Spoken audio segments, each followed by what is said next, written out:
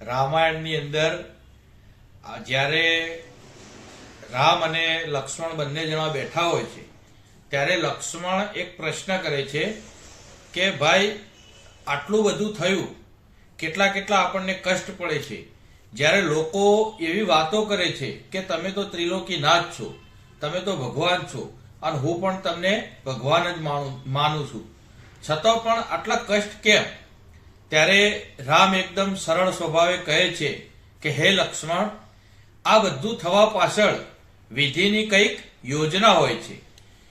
તો વિધિની કંઈક યોજના હોય છે, એ સ્વરૂપે જ આ બધા કાર્યો આપણે કરતા રહીએ છીએ અને એ કરવા પાછળ વિધિની કંઈક ના કંઈક યોજના હોય જ છે. એમ કરી રામ લક્ષ્મણને સમજાવે છે. ત્યારે લક્ષ્મણ બહુ મૂંઝવણમાં પડી જાય છે કે વિધિની એવી તો કેવી યોજનાઓ હોય છે કે ભગવાન હોવા છતાં, ત્રિલોકીનાથ હોવા છતાં પૃથ્વી ઉપર આવી આવા કષ્ટ ભોગવવા પડે છે. એમ કરી એ મૂંઝવણમાં પડી જાય છે. તો આપણે પણ હવે જ્યારે આ સંસાર જગતમાં છીએ તો આપણે પણ એ સમજવું પડશે કે વિધિની યોજના એટલે શું, કઈ રીતે આ યોજના હોય છે.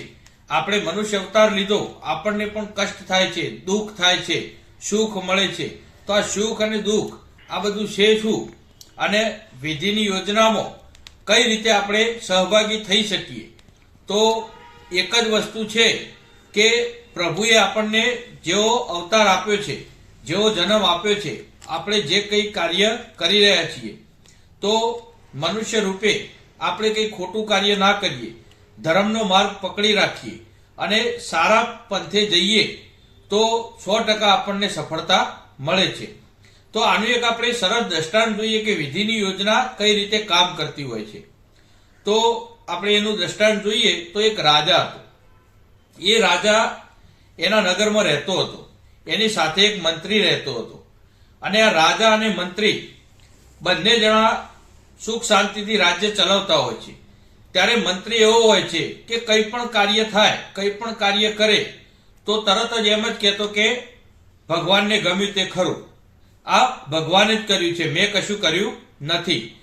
ત્યારે એક દિવસ જતા હોય છે, એક દિવસ રસ્તામાં જતા હોય છે અને એમને એક પ્રાણી આવી ગયું. તો એ પ્રાણીને મારવા માટે જ્યારે મંત્રીએ તલવાર કાઢી અને તલવાર વીંઝવા ગયો અને મારવા ગયો ત્યારે એ મારતા મારતા એની તલવાર છટકી અને રાજાના હાથ ઉપર આવી. તો રાજાનો એક અંગૂઠો કપાઈ ગયો. જ્યારે રાજાનો અંગૂઠો કપાઈ ગયો તો રાજા બહુ ક્રોધમાં આવી ગયો. ત્યારે તરત મંત્રી બોલ્યો કે રાજાજી, ભગવાનને ગમ્યું તે ખરું, આમાં કંઈક વિધિની યોજના હશે. ત્યારે રાજા બહુ ગુસ્સે થયો કે આમાં શું ભગવાનને ગમ્યું તે ખરું, આ તો તે મારો અંગૂઠો કાપી લીધો. ત્યારે એ ખૂબ ગુસ્સે થયો અને તરત જ પોલીસ બોલાવી અને મંત્રીને કારાગારમાં મોકલી દીધો. સૈનિકો બોલાવી અને મંત્રીને કારાગારમાં ધકેલી દીધો અને રાજા પછી પાટો બાટો બાંધી અને સુખ શાંતિથી ત્યાંથી નીકળી ગયો. હવે ત્યાંથી રાજા તો નીકળી ગયો અને પછી 2-3 દિવસ થયા ત્યારે રાજા ફરીથી ઘોડો લઈ અને જતો હોય છે. ત્યારે ઘોડો લઈ જતો હોય છે ત્યારે એવું બને છે કે એ રાજાને બીજા માણસો આવી અને બંદી બનાવી લે છે અને બીજા રાજાના ત્યાં એને લઈ જાય છે. હવે બીજો રાજા જે હતો એ જંગલનો રાજા હતો. હવે એ જંગલના રાજા જોડે લઈ જાય છે અને રાજાને જોઈ જંગલનો રાજા ખૂબ જ ખુશ થઈ જાય છે કે આજે તો જોરદાર તમે માણસને પકડી લાવ્યો છો, આજે તો મારા ભગવાન ખુશ થઈ જશે. કારણ કે એમને શું કરવાનું હોય છે? બલિ આપવાની હોય છે. તો કે રાજાની બલિ આજે તો મારા ભગવાન ખૂબ ખુશ થઈ જશે. એમ કરી રાજાની બલિ આપવા માટે જાય છે. જ્યારે રાજાની બલિ આપવા માટે જાય છે ત્યારે જોવે છે તો રાજાનો એક અંગૂઠો કપાઈ ગયેલો હોય છે. તો એ વિચારે છે કે આરું બલિ તો આપીએ પણ અંગભંગ હોય એવાની બલિ લઈ શકાય નહીં. તો આનો તો અંગૂઠો કપાઈ ગયો છે, આની બલિ લેવાય નહીં. એટલે એ રાજાને છોડી મૂકે છે અને રાજા પછી ત્યાંથી નીકળી જાય છે.